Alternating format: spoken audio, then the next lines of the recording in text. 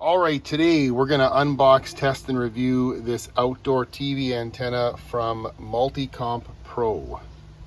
Overall, the assembly was pretty smooth. Took me about 15 minutes real time.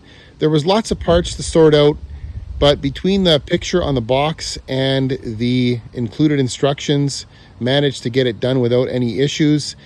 No tools were needed either. All the parts either snap together with these spring-loaded pins or have carriage bolts with wing nuts that you can tighten down by hand. Should be very manageable for the average DIYer. Based on the picture on the box, I expected this antenna to be a lot bigger than it actually is. Now, that being said, it is still sizable for an antenna, especially ones that are being designed in this day and age.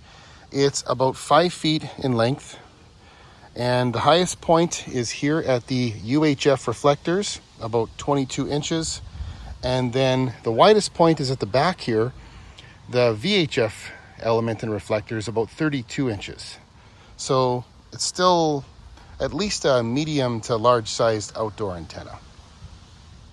Let's take a look at the anatomy of this antenna. Here on the front, you've got this UHF triple boom design for the directors, a la Televis, and a very small folded dipole for the UHF channels. In North America, the UHF band covers channels 14 to 36.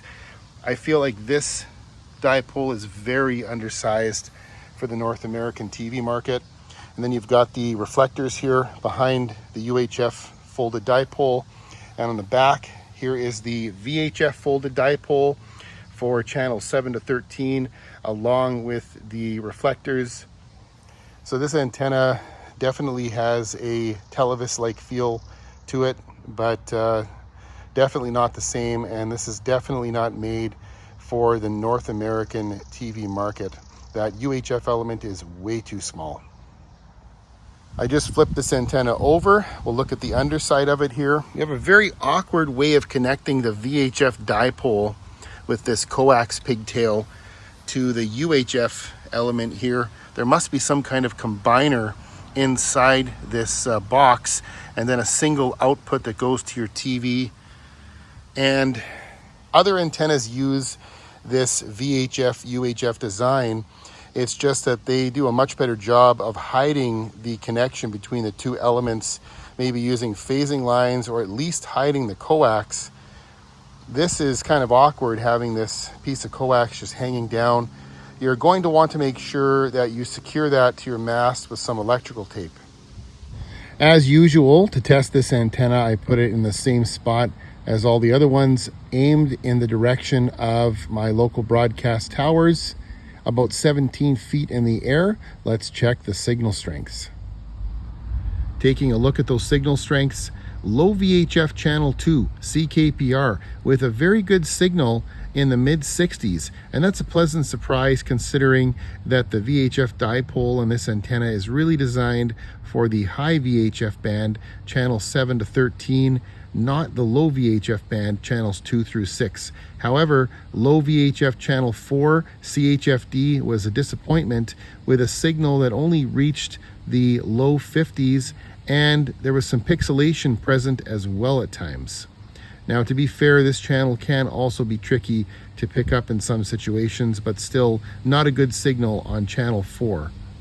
High VHF channel 9 TVO with a very strong signal in the low to mid 80s. Overall, this antenna performed very well on the high VHF TV band, but only mediocre on the low VHF band. But considering that it's not built for that, that's not really surprising. Now, in regards to the UHF element, I can't test that in my area.